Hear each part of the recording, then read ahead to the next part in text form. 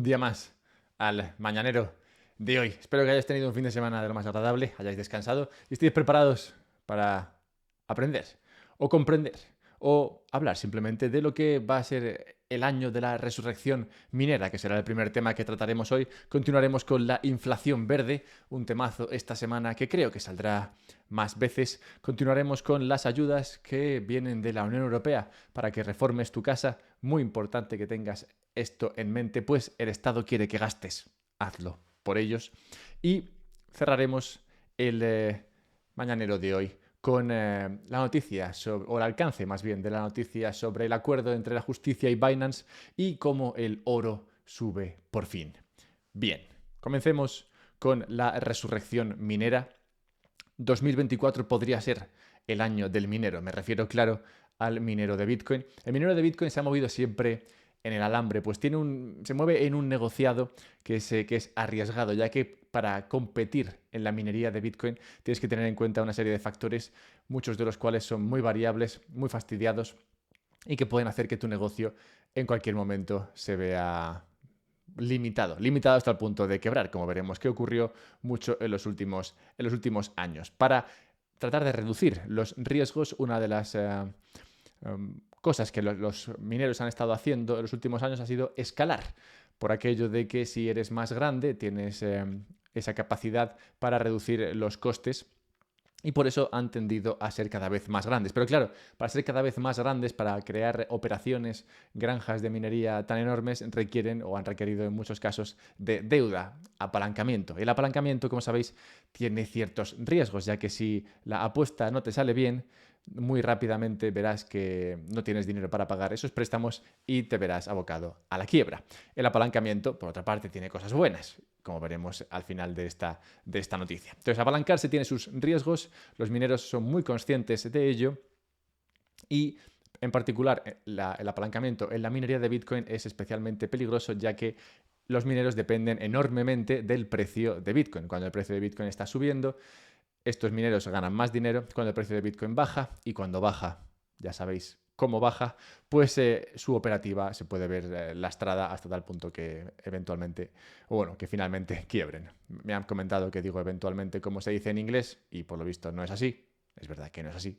Continuemos. Muchos mineros quebraron durante el mercado alcista de los últimos, perdón, durante el mercado bajista de los últimos años. 2022 fue especialmente duro. En este año quebraron muchas empresas mineras. La más grande, la más enorme, fue Core Scientific, pero también quebraron otras como Compute North o la división minera de Celsius, que no sabía ni qué tenían, pero que en 2022 también quebraron debido a, bueno, a lo duro que fue ese mercado bajista. Cerca de quebrar se quedaron Argo y Marathon, dos empresas también mineras. Marathon en concreto es donde me quiero quedar porque Marathon no quebró, pero sí que en 2022 el precio de sus acciones cayó un 95%. Pero bueno, ya sabes lo que se dice sobre lo que no te mata. Bueno, pues 2022 no mató a Marathon y en 2023 Marathon sus acciones suben un 219%, comparado con lo poco que ha subido Bitcoin, que ha sido únicamente un 125%. Pues esto ha conseguido Marathon después de estar cerca de la quiebra. ¿Y por qué lo ha conseguido? Bueno, pues porque 2023 ha sido un gran año para los mineros y 2024 podría ser incluso mejor. En 2023 los ingresos de los mineros, los ingresos diarios de los mineros se han movido alrededor de los 25 millones de dólares diariamente, con picos de hasta casi 50 millones. Esto en un mercado que no ha sido especialmente, o sea, ha sido alcista, pero no ha sido especialmente alcista. No ha habido una demanda tremenda por Bitcoin. Y esto lo podemos ver cuando comparamos este mercado con el de 2020, que tampoco fue un mercado muy alcista, fue algo alcista, pero no muy alcista. Y en 2020 los ingresos que se llevaban los mineros diariamente se movían más entre los 10 y los 15 millones. No está mal pasar de 10-15 a 25-50. Entonces, si la minería se mantiene a este ritmo, a este nivel, lo que podríamos ver es que en 2024, con un precio de Bitcoin que acompañe, el precio de las mineras de Bitcoin podría subir muchísimo. Y esto es a lo que me refería con el tema del apalancamiento. El apalancamiento puede ser malo y ha sido muy peligroso para estos mineros que apalancándose se han metido en este negocio, pero el hecho de que estén apalancados y el hecho de que se dediquen a la minería de Bitcoin puede hacer que en un buen mercado, en un mercado en el que Bitcoin sube, aunque sea moderadamente, y las comisiones se mantienen a estos niveles, los mineros de Bitcoin se hinchen a ganar dinero y por tanto sus acciones podrían subir enormemente. Y esto es porque los mineros de Bitcoin tienen lo que se dice una beta muy mayor al precio de Bitcoin. Si Bitcoin sube, estos subirán mucho más. Y por eso digo que 2024 podría ser el año del minero. Pasemos a hablar de la inflación verde. Esta semana, vamos a hablar mucho de esto, esta semana se reúnen en la conferencia sobre el cambio climático en la UAE, los Emiratos Árabes Unidos, lo que se llama o se conoce como el COP28, ¿vale? Hablaremos, como digo, más de esto durante la semana, pues es un tema que me parece siempre muy interesante debido a los costes que tiene para la sociedad el que estas cuestiones se debatan y se impongan y se planteen. Pero bueno, como digo, hablaré más de lo del COP28. Hoy me quiero detener en un informe publicado por el Bank of America sobre los efectos de la greenflation, la inflación verde o el coste de la transición verde, que tiene un subtítulo, dicho informe, pague ahora o pagará más después. Ese es el subtítulo del informe del Bank of America, que como digo, desgrana los costes y los beneficios, claro, de una transición a una economía verde. Entre los costes que se estiman sobre esta transición, plantea costes de hasta 1,4 trillones, es decir, 1,4 millones de millones para las empresas en los próximos 50 años. Esos 1,4 trillones, bueno, es el equivalente al PIB de España. ¿Y a qué se refiere con estos costes o a qué está teniendo en cuenta para hacer el cálculo de estos costes? Pues básicamente se está centrando únicamente en los costes derivados del cumplimiento y seguimiento de la transición a una economía verde. Es decir, quién controla, quién vigila que la transición se está produciendo, quién está encargándose de eso. Todo eso son costes que las empresas tienen que llevar a cabo, claro, y bueno, eso tiene un coste. Cito al informe: los requisitos más estrictos de divulgación de riesgos climáticos, si bien son esenciales para la buena gobernanza, están generando costes de cumplimiento para las empresas. Cierro cita.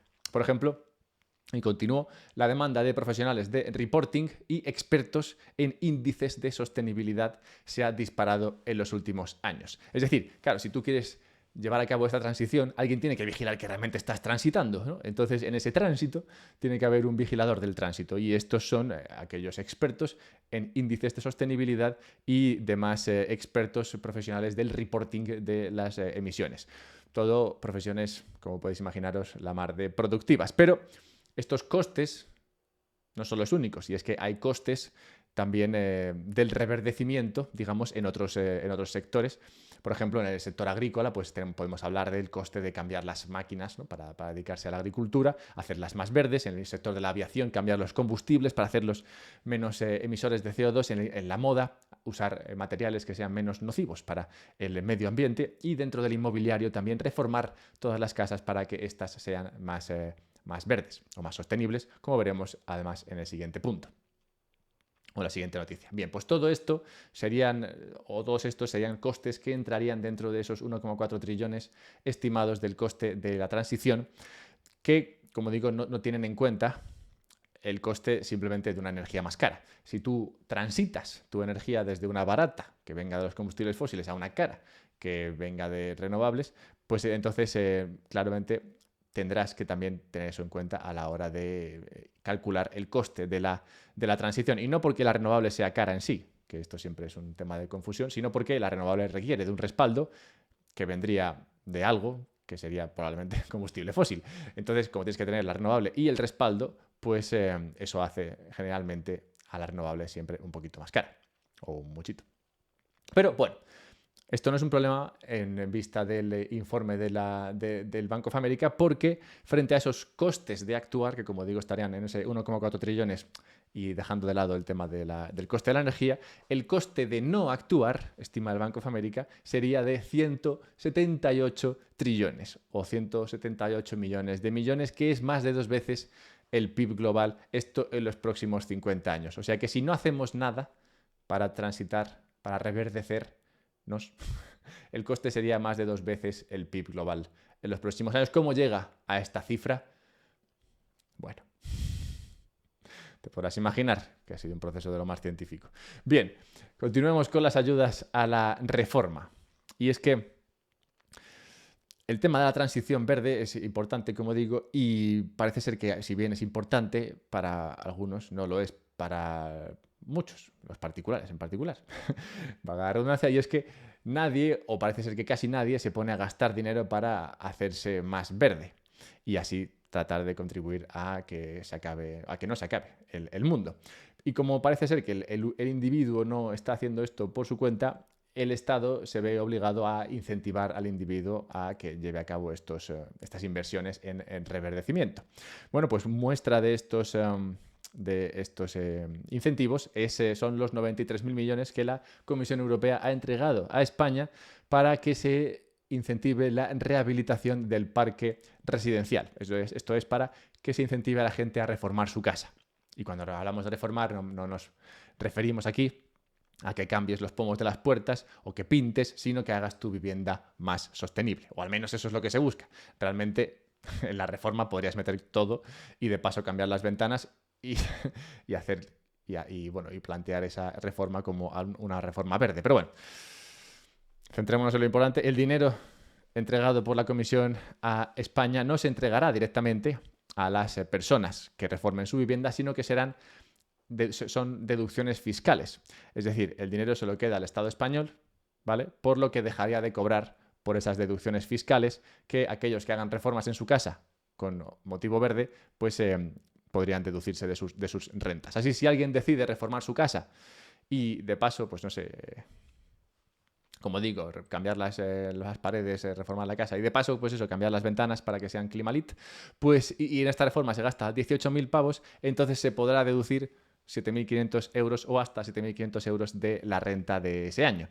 En la rehabilitación de edificios completos, la deducción puede ser de hasta el 60% de la obra con un máximo de 15.000 euros. Entonces, bueno, esta es la idea detrás de estos incentivos o el objetivo de los mismos, pero visto esto podemos preguntarnos dos cosas. La primera cosa a preguntarse es ¿quién tiene dinero para estas reformas y quién está incentivado a deducirse este dinero de la renta? Bueno, pues ya te digo yo que los pobres no van a ser. O sea, si tienes muy poco dinero disponible a final de año, pues no te vas a gastar 15.000 pavos o 18.000 pavos en una reforma para deducirte esos 7.500 pavos. Entonces, ¿a quién va a ayudar esto? Bueno, pues como digo, a quien quiera hacerse una reforma en la casa y de paso, pues eso, hacerla un poquito más verde, no sé, poner suelos de esos calefactables, no lo sé. Y esa es la primera pregunta a plantearse. Y la segunda es, ¿está incentivado el Estado para conseguir el máximo de esas reformas y así poder quedarse con los 93.000 millones de Europa o se los queda igualmente? No lo sé. Pero me planteo estas dos preguntas por la siguiente razón. La primera me la hago como digo, porque me interesa saber a quién busca ayudar esta ayuda, ¿no? Pues al final tú das unos dinero a España con la idea de que se incentive esto. Y entiendo que la idea es que este dinero llegue a la gente que no tiene dinero para reformar su casa por sí misma y entonces, bueno, pues con este dinero se busca ayudarlos. Pero realmente no sé cómo esto estaría ayudando a estas personas en particular. Y lo segundo que me pregunto es, ¿quién supervisa, ¿no? Volviendo a la segunda noticia que comentábamos hoy, quién supervisa si la reforma que se hace sobre la vivienda cumple con los objetivos de sostenibilidad? ¿Quién supervisa si realmente se reduce las emisiones de esa casa en la medida suficiente para recibir la ayuda? Bueno, pues yo entiendo que quien supervisa esto, finalmente, o a fin de cuentas, no deja de ser una especie de medio o semifuncionario público, que claramente estará incentivado, como digo, por el Estado para aprobar esto o hacerlo siguiendo unos parámetros que sean fácilmente seguibles por cualquiera que haga su reforma y así, como digo, permitir al final del día que gente con dinero cambie su casa, arregle un poco el tema de la sostenibilidad, reciba un sello de un funcionario y se lleve la deducción fiscal. Un planazo, lo mires por donde lo mires. Bien, vamos a hablar de Binance y de GBTC y de Bitcoin y de oro, de cosas en general que eviten, por Dios, este mangoneo público y este robo a los impuestos, este robo a las personas para dárselo a los ricos. Pero antes de llegar a ese punto, voy a venderte dos cosas, así en 30 segundos, tres cosas, porque hay una nueva que salió ayer La que salió ayer fue un libro de un chico muy simpático. Bueno, no lo conozco personalmente, pero parece simpático. Y se apellida Bernabéu. Y quien se apellida Bernabéu no puede ser mala gente. Bien, pues este chico ha sacado un libro con citas de personas que explican lo que es Bitcoin, ¿no? Y entre ellas está la mía, que ahora mismo no me acuerdo porque ha tardado un año en sacar este libro, pero ha tardado un año porque ha estado recopilando citas de un montón de personas que hablan o que explican lo que es Bitcoin para ellos, ¿no? Bueno, pues este libro se llama What the fuck is Bitcoin? O creo, porque el nombre es un poquito raruno, pero no pasa nada porque dejaré un enlace en la descripción si me acuerdo, si no, pues ya me lo recordará alguien. Podéis conseguir ese libro gratis o podéis ayudar al creador de esta compilación que creo, comprando el libro en Amazon, que creo que son como 2 pavos. Así que, bueno, pues comprad libros y compartid este contenido. Esto ya es para mí, no tanto para Adrián Bernabéu y su libro. Compartid este contenido si queréis que llegue a más personas, si queréis encontrar a más personas que como tú piensen en estas cosas y en estos temas, pues nada como pasarles este contenido para que así tengáis temas de los que tratar. Y recuerda que puedes comprar Bitcoin de manera fácil a través de Relay. Ya puedes hacerlo descargándote su aplicación en iPhones y Androids, así que ya no hay excusa para comprar Bitcoin si así lo quieres. Y tampoco la hay para comprarte una Bitbox, pues Black Friday, aunque ya estamos a lunes, sigue y podrás seguir comprándote un monedero para guardar, para la autocustodia de tu Bitcoin en Bitbox con un descuento de hasta el 21%. Bueno, pues dicho esto, continuemos con Binance y GBTC y otro descuento que, como veremos, está en mínimos de mucho tiempo. El acuerdo al que ha llegado la justicia americana con Binance quita una pesada losa sobre el mercado. ¿Sobre quién? Bueno, pues sobre la gente, que la gente no vive bien en la incertidumbre. Si alguna vez has tenido dudas sobre lo que iba a pasar con tu vida, pues sabrás a qué me refiero. Bueno, pues Binance, después del acuerdo llegado con la justicia, podrá continuar sus operaciones, si bien ha sido, sus operaciones en Estados Unidos, si bien ha sido obligada a mejorar los controles de blanqueamiento de capitales y demás. Vamos, que contratará a un par de personas que se dediquen a marcar casillas y todo seguirá bien, lo cual es genial, realmente, porque muestra que la beligerancia de Estados Unidos contra el mercado cripto en general, pues tampoco es para tanto. Digamos que es tendente a la escasez. Y que Estados Unidos en este caso parece que se contenta con pillar algo del pastel. Lo cual siempre es bueno, porque todo lo que se pueda arreglar con dinero, bien está. Sobre todo teniendo en cuenta, en el caso de Binance, que ellos han conseguido imprimir mucho a lo largo de estos últimos años. Pero además, esta noticia quita dudas sobre una de las preocupaciones del regulador o una de las preocupaciones que siempre plantea al respecto de la cuestión del ETF. Como sabéis, el ETF Spot de Bitcoin sigue sobre la mesa. Se decidirá sobre él en los próximos mes y medio, o el día probablemente 10 de enero, pero uno de los temas que siempre salen cuando se niega o se negaba estos ETFs es el tema de que Bitcoin está controlado por unos pocos, refiriéndose generalmente a Binance. Bueno, pues con todo este proceso Binance ha perdido mucho volumen de contratación y perderá más, lo cual implica que tiene menos control a los ojos del regulador americano sobre el precio de Bitcoin, lo cual digamos que reduce este riesgo que planteaban como una preocupación que limitaba la posibilidad de aprobar un ETF sobre Bitcoin. Y muestra de que el riesgo es menor y de que el ETF está más cerca es que el descuento del GBTC, que es, como sabéis, ese trust de Bitcoin, que tiene una cantidad enorme de Bitcoin, está en mínimos de casi 3 años. Un 10% de descuento de los Bitcoins que están dentro de ese fondo respecto al Bitcoin que se cotiza en el mercado.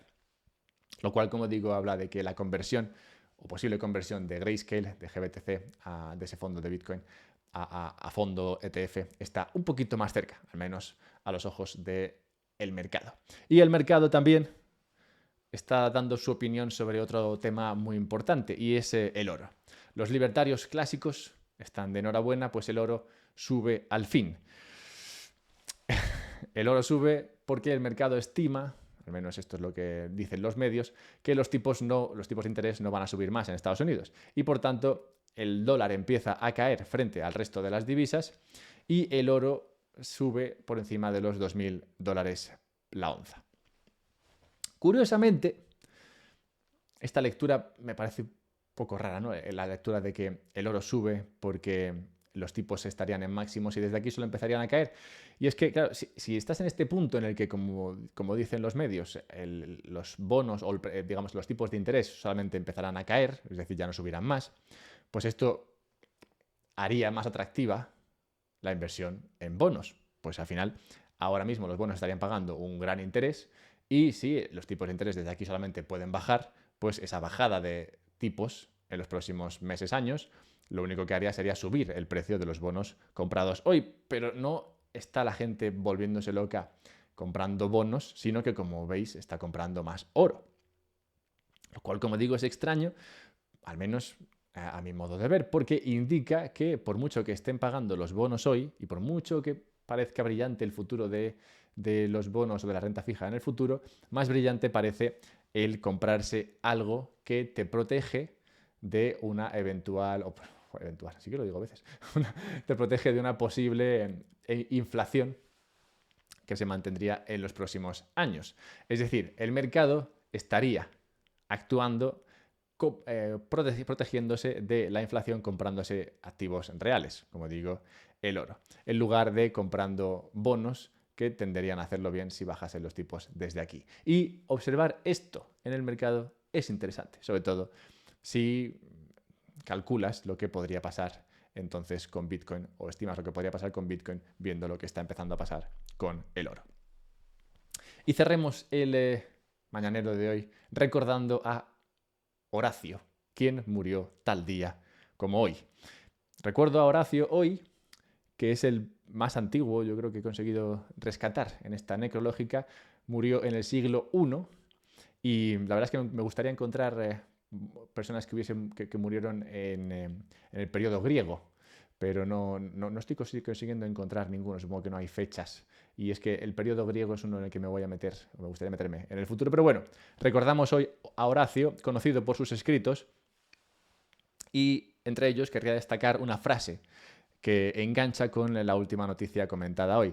Y es la siguiente, cito a Horacio: sé modesto en el hablar, pero excelente en la acción. Una frase que me encanta porque básicamente viene a decir que da más señal o es más importante la señal de lo que se hace que lo que se dice. Y por eso digo que creo que engancha muy bien con lo que estamos viendo o lo que hemos comentado en esa última noticia.